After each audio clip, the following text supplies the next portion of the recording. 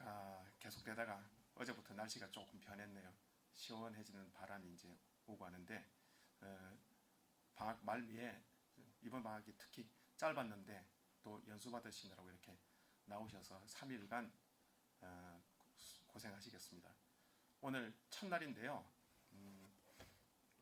강사 선생님을 말씀드리겠습니다. 사암침자요법 학회장님이시고 현재 여러가지 사암오행침에 관련된 강의를 열심히 하시고 계신다. 먼저 박수로 한번 환영해 주십시오. 오늘 강의 주제는 사암침의 원리와 적응증의 치료라는 제목으로 강의를 해주시겠습니다. 강사님 음성 듣도록 하겠습니다. 안녕하세요. 네, 지난 봄에 뵙고 또 뵙게 되네요. 그리고 예전에도 아마 이 강의실에서 한번 한 적이 기억이 납니다. 네, 이렇게 다시 뵙게 돼서 반갑습니다. 방학 때 쉬시는데도 불구하시고 이렇게 최 선생님께서 하드 트레이닝을 시키는 것 같습니다. 오늘은요, 지난 봄에 했던 주제와 달리 사암침을 직접 어떠한 증상에 적용할 수 있는지 구체적으로 말씀드리겠습니다. 진행 방법은요, 원래 50분 하고 10분 쉬도록 되어 있는데 한 40분 정도 하고 10분을 질문을 받겠습니다. 매 시간마다. 그러니까 수태음습 폐금경의 정승격을 쓸 증상, 그리고 족양명조 위토경의 정승격을 써야 할 증상을 1교시에 묶어서 진행하고요. 그리고 2교시에는 족태음습 비토경, 그리고 수양명조 대장금경, 3교시에는 수소음구나 심화경, 족태영안수 방광수경, 그리고 오후에 나머지 6개의 경맥편 같이 또 여러분들과 함께 토론해 보겠는데요. 폐정격, 폐승격으로 치료해야 할 증상들, 그러니까 폐정격을 써서 치료할 수 있는 증상들, 또 위정승격으로 치료할 수 있는 증상들을 말씀드리면 이제 10분 정도 여러분들께서 궁금하신 거 있으시면 이제 제게 질문 주시면 함께 또 토론해 보도록 그렇게 하겠습니다. 먼저 예를 들어서 우리가 이제까지 수태음 폐경 이렇게 했잖아요. 그런데 제가 강조드리기를 수태음습 폐금경이다 그렇게 말씀드렸죠. 수태음습 폐금경. 금은 오행 위치를 말하고 태음습은 육기적 기운이니까 한꺼번에 오행의 위치와 육기적 기운이 자연스럽게 외워지게 됩니다.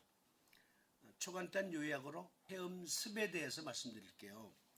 태음습이란 우리 몸에 실제 존재하는 기운이에요. 예를 들어서 세포 각각마다 촉촉한 체액을 머금고 있어야 정상적인 세포 활동력이 주어지거든요. 그리고 세포도 호흡을 한다는 사실을 잘 아실 거예요.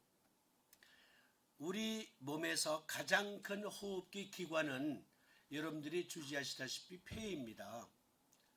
코를 통해 폐로 들어간 공기가 동맥피와 섞여서 산소가 전신에 공급이 되잖아요. 그런데요, 그와 똑같은 일을 세포 단위에서는 마이토콘드리아가 합니다. 마이토콘드리아는 우리 몸에 100조 이상에 달하는 세포마다 다 들어있죠. 그런데 세포막이 있잖아요. 세포가 신진대사력을 발휘하기 위해서는 역시 호흡을 해야 되는데 세포막은 멤브레인 필터라고 하는 막으로 구성되어 있습니다. 그런데요, 그 막에 프로톤 펌프라는 것이 있어서 들고 나고 하는 체액으로서의 태음습 또는 생명력 현상을 유지시켜주는 세포의 다양한 영양성분, 화학성분 등등이 그 필터 막을 통해서 들고 나는데요. 펌프가 각각 달려 있습니다. 그걸 가리켜 양성자 펌프, 프로톤 펌프라고 하죠. 그와 같은 방식으로 마이토콘드리아가 세포의 호흡력을 주관합니다. 세포 개개의 호흡력까지 주관하고 그리고 그 세포의 체그로스의 영양성분까지 제공하는 게 수태음습 폐금경이 하는 일입니다. 그런데 그것은 실제 우리 몸에서 벌어지고 있는 현상인데요. 고인들은 당시 경맥론이 정립이 됐을 때 이러한 현상을 보긴 보았는데 달리 표현할 방법이 없었어요. 당시는 화학적 용어가 오늘날과 같지 않았고 또 실험할 수 있는 이 화학기구 등등이 없었잖아요. 그런데 보긴 보았지만 그걸 암호로밖에 표현할 수 없었던 거죠. 그래서 폐금경은 태음습이라고 하는 경기로 인체를 부양하고 그리고 폐라는 장부의 정상 기능을 지원한다. 그것을 수태음습 폐금경 이렇게 명명한 거예요. 오늘날 우리와 같은 방식의 토론은 먼 후일에 있을 것으로 그분들이 희망하시고 암호로 기록해 놓았다. 그러니까 우리가 폐정격을 써서 어떠한 환자를 치료할 때는 반드시 그 태음습이라는 것과 관계가 있는 질병일 때 잘 듣는 거죠. 그리고 폐 자체의 기능과도 관계된 그러한 질병에 쓸 수 있는데요. 폐정격이라고 하는 것은 여러분들이 아시다시피 태백과 태연은 보하고 소부와 어제혈은 사합니다. 우리는 자석으로 구사하잖아요. 태백과 태연에는 N극면이 닿도록 부착하고 그리고 소부와 어제에는 S극면이 닿도록 부착합니다. 그것은 이미 제가 여러 번 말씀드렸고 또 오래전부터 우리 맹학교에서 그런 방법을 사용해 왔었기 때문에 제가 더 이상 말씀 안 드려도 잘 아시리라 믿고요. 바로 어떠한 증상을 터치할 수 있는지 보겠습니다. 수태음습 폐금경에서 태음습이라는 게 정기라고 했으니까요. 폐에도 체액으로서의 충분한 에너지력, 그러니까 습기로서의 에너지력이 충만해야 건강한 상태잖아요. 그러면 폐에 습기가 부족하면 생길 수 있는 병이 일단 여러분들 얼핏 떠오르는 병, 어떤 병이 있을 수 있을까요? 폐가 습기가 부족해서 체액으로 점액이 부족해서 폐가 건조해졌다. 그러면 생길 수 있는 병, 동의학적 용어도 좋고요. 서의학적 용어도 좋고 어느 분이 손 들고 큰 소리로 말씀 주시겠습니까? 네, 우리 유 선생님. 네, 기관지 천식이 있을 수 있죠. 건성으로 인한.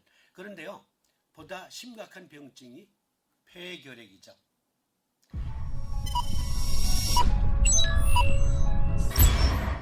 동의학에서는 폐결핵을 음허화동이라고 합니다.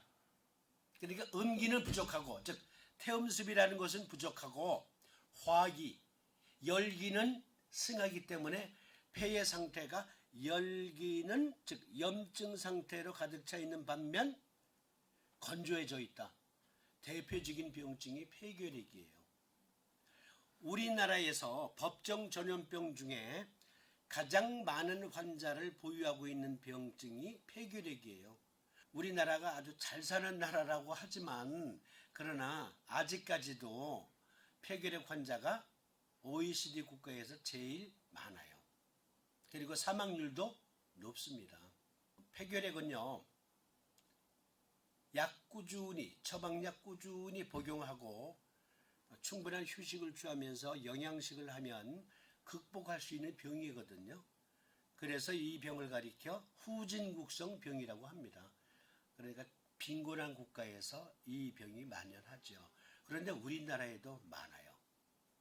왜 많았냐면 젊은 사람들이 늘씬한데도 불구하고 특히 아가씨들이 거울 보면서 뭐라 그래요? 아이고 나는 왜 이렇게 뚱뚱한 거야? 그런다고요. 그러니까 너무 다이어트 하다 보니까 폐결핵이 줄질 않아요. 그러면 폐가 건조한 데다가 열기는 승하에 있는 병, 동의학에서는 음허화동이라고 한다 그랬죠. 그러니까 폐정격을 쓰면 폐의 열기는 꺼지고, 즉 염증은 소염이 되고, 그리고 폐에는 촉촉한 체액으로 가득 차게 되니까 폐결핵을 충분히 폐정격으로 극복할 수 있습니다. 이것은 우리나라 보건복지부나 식약처 이런 데서 적극 권장해야 되는 요법이라고 저는 주장합니다. 폐결핵 환자들 중에 잘 극복되지 않는 환자들은 아무리 약을 복용해도, 신약을 복용해도 낫질 않아요. 약에 내성이 생긴 거예요. 방법이 없어요. 특히 북한에는 다제내성 결핵 환자라고 하는데 약에 반응하지 않는 환자가 약 25만여 명이 된다는 통계가 있어요. 그러한 환자들에게 적용할 수 있는 마지막 보루, 유일한 방법이 태백태연 N극 붙이고요. 수부어제 S극 붙이면 돼요. 꾸준히. 그러면서 영양요법을 병행하면 극복할 수 있습니다. 꼭 기억해 두세요. 주변에 폐결핵 환자들 병원 치료 받는 거 그냥 하라고 하세요. 그리고 자석만 꾸준히 떨어지지 않게 부착하라고 하시면 폐결핵 환자들, 많은 폐결핵 환자들을 여러분들이 도와주실 수 있습니다. 그 다음에 만성 비염이 있는데요. 이것은 축농증이에요. 농축되었다. 농이, 고름이. 그러면 코맹맹이 소리가 나고 또 입으로 숨을 쉬게 돼요. 코로 숨을 쉴 수가 없습니다. 사암도인 친구 요길에 보면 사암도인이 이런 경험례를 말씀 주셨는데요.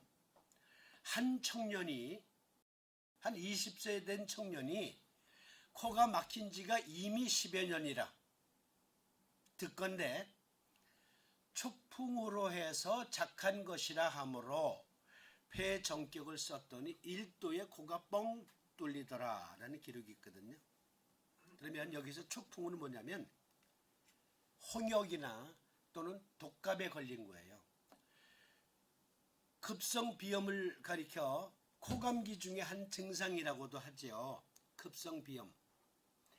그것이 감기는 나았는데 감기 증상은 나았지만 비염 증상이 계속 지속이 돼서 만성으로 되는 게 축농증 혹은 만성비염인데 코는 폐의 부속기관입니다. 부속기관.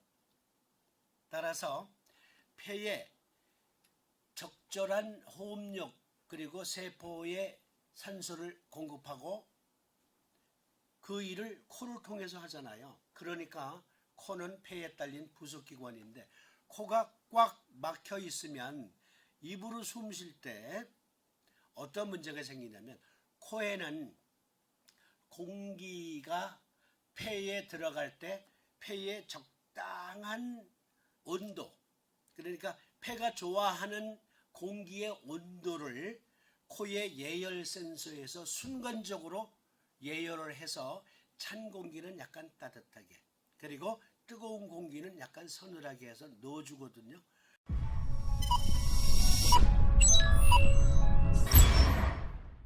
그런데 코에서 그 일을 못하잖아요. 코로 숨을 안 쉬고 입으로 숨 쉬니까. 그래서 얼굴이 변형이 돼요. 입술도 변형이 되고 그러한 분들은 특히 청소년들은 학습 능력이 떨어집니다. 신선한 공기가 폐에 주어지질 않아요. 예열 센서를 활용할 수 없기 때문에. 그런데 급성비염이 즉 코감기가 만성으로 변하는 게 만성비염인데 그것도 두 가지로 나뉩니다. 알레르기성 비염이 있고요. 축농증성 비염이 있어요. 알레르기성 비염은 먼지, 꽃가루, 또 냄새 등등에 반응해서 끊임없이 재채기를 하면서 묽은 콧물을 쏟는 거고요.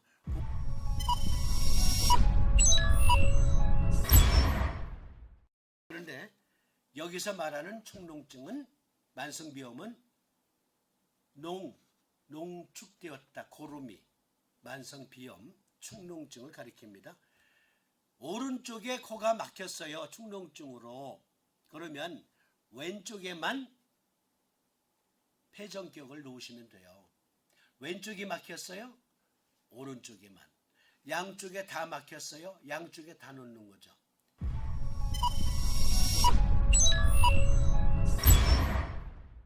그런데 코가 꽉 막혀 있어서 농축된 고름 때문에 숨을 못 쉬는 사람이 폐전격을 놓으면 콧물이 증가해요.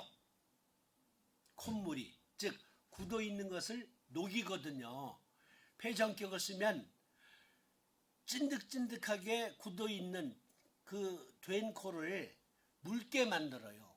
그래서 코가 일시적으로 콧물이 증가합니다. 그러니까 환자들에게 이것은 충분히 주지시켜 줘야 돼요.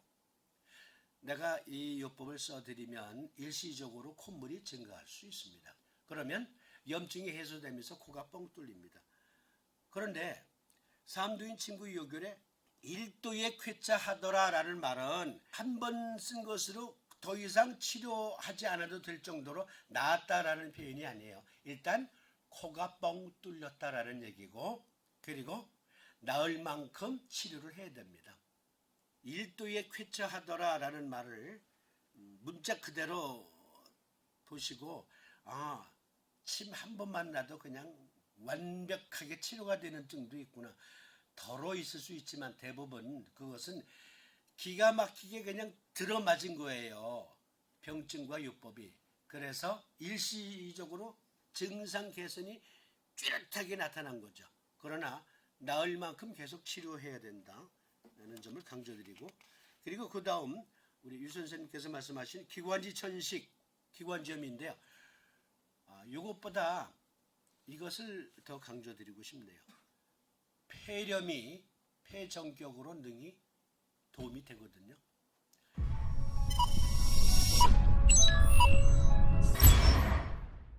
대부분 노인분들이 수명을 다하시고 생을 마감하실 때, 그럴 때 숙환으로 돌아가셨다 할 때는 폐렴으로 돌아가시는 겁니다.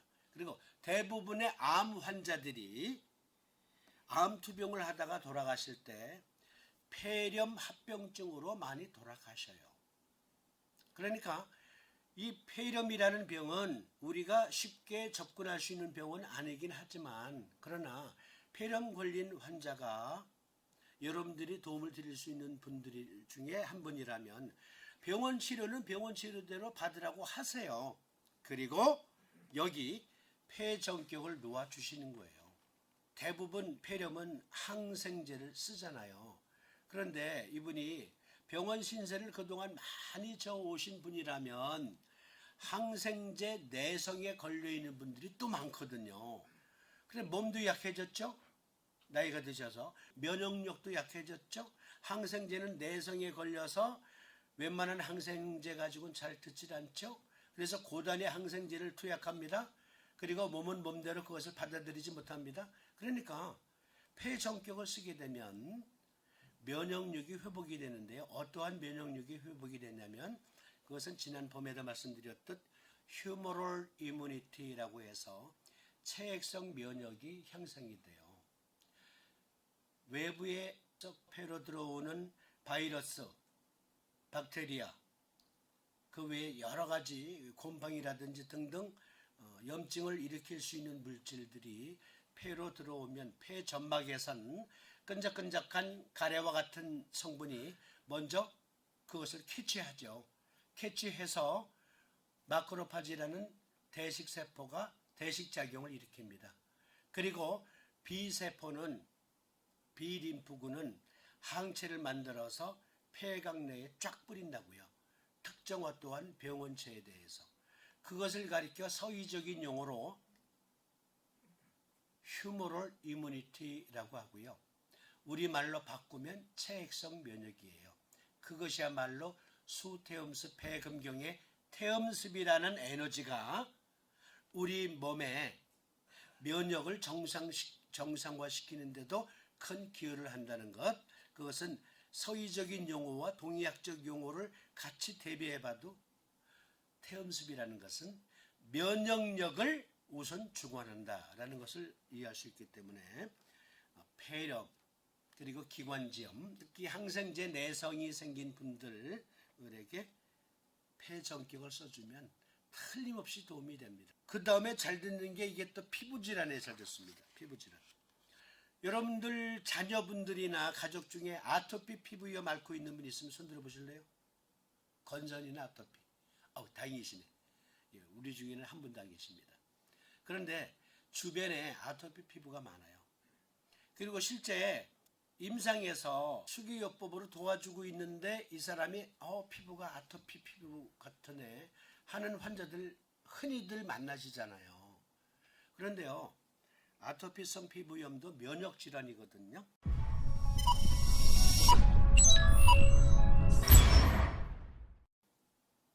피부 세포는요, 식빵을 5장을 이렇게 포개 놓았다라고 생각해 보세요. 일단 피부의 멤브레인층, 피부의 층이 그렇게 되어 있어요. 5겹.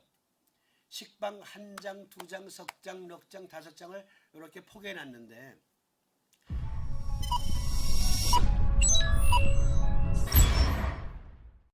맨 위에 식빵이 우리가 만져지는 피부의 각질 세포입니다.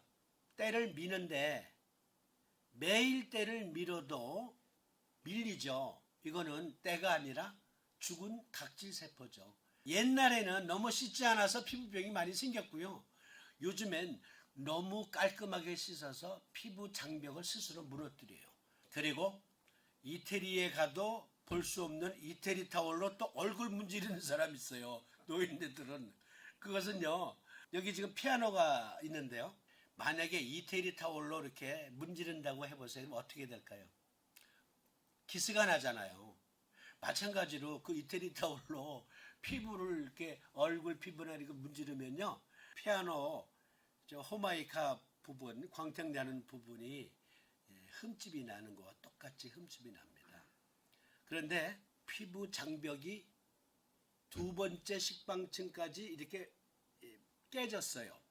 그러면 우리 몸에선 자연 발생적으로 피부를 보호하기 위해서 점액 성분이 올라와서 면역력을 발휘하는데, 그런데 3번째 식빵까지 무너졌다. 틈이 벌어졌다. 이게 고질병입니다. 낫지를 않아요. 피부 장벽을 복구해 줘야 되거든요. 그런데요, 폐전격을 놓으면 피부 식빵 1장, 2장, 석장 틈새가 벌어져 가지고 외부에서 세균이나 곰팡이나 바이러스가 침투할 때 기저층에서 면역물질을 분사해서 그 틈을 메꾸면서 그 틈으로 침투하는 적군들을 사멸시키는 작용이 일어나게 되어 있는데, 그 면역력이 약하거나 또는 자가면역증으로 아주 작은 자극에도 어마어마한 자극이 주어진 것처럼 몸이 겁을 내고 과잉으로 면역력을 발휘해요. 그러면 과잉으로 발휘된 면역력이 그만 혼란이 일어나서 내 몸을 스스로 적으로 알고 공격한단 말이에요. 그것을 자가면역증이라고 하죠. 면역력이 결핍되었거나 자가면역증이거나 하는 것이 아토피의 가장 큰 원인이거든요. 폐전격을 쓰면 자가면역증도 안정이 되고요, 면역력이 약해진 것도 안정이 돼요. 강화가 돼요. 그러니까 아토피 피부나 건선일 때 일단 기본적으로 폐전격을 놓고 시작하는 겁니다. 그런데 물론 여기에는 대장전격증도 있고요, 비전격증도 있어요. 그것은 각각의 경력변에서 어떻게 상호 조합을 해서 놓을 수 있는지를 말씀드릴게요. 그러니까 일단 피부질환 중에 아토피성 피부염이나 건선일 때 폐전격을 우선 생각한다. 왜? 동의학에서는 폐는 우리 몸에서 무엇을, 어떠한 부분을 담당한다고 했죠? 그렇습니다. 선생님께서 말씀하신 것처럼 폐금경은 피, 거죽과 우리 몸의 피부, 우리 몸의 거죽과 그리고 거죽에 나 있는 털을 주관한다. 그러면 거죽에 나 있는 털은요, 모낭이라고 있잖아요. 털이 자라는 주머니. 그 주머니에 피부 보습을 위한 성분, 피부 면역을 위한 성분 등등이 또 분비가 되거든요. 그러니까 고인들이 폐금경을 가리켜 만들어내는 에너지는 태음습이요 피모를 주관한다라고 말한 건 그야말로 의과학적인 근거가 있는 거죠. 그런 의미에서 피부 질환에 사용할 수 있고요. 또 의외로 요통에 이게 잘 됐습니다. 혹시 어느 분이 폐정격을 써서 치료할 수 있는 요통, 어떠한 요통을 폐정격으로 치료할 수 있다고 임상에 사용해 보신 분? 네? 임상까지는 아닌데요. 네. 요길에 보면 장국노역이라고. 그렇죠.